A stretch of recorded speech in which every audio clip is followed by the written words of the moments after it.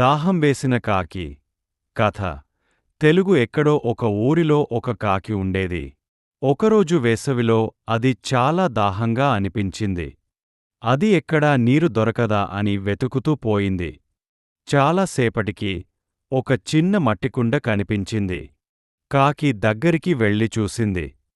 కాని కుండలో చాలా కొద్దిగా మాత్రమే నీరు ఉంది. తన తల పెట్టి తాగలేకపోయింది.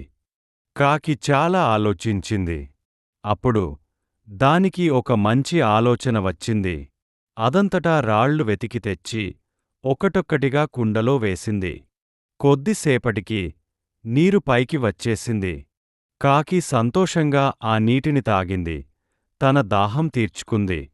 ఈ కథ మాకు చెబుతుంది, ఆలోచించి పనిచేస్తే ఎటువంటి సమస్యనైనా పరిష్కరించవచ్చు.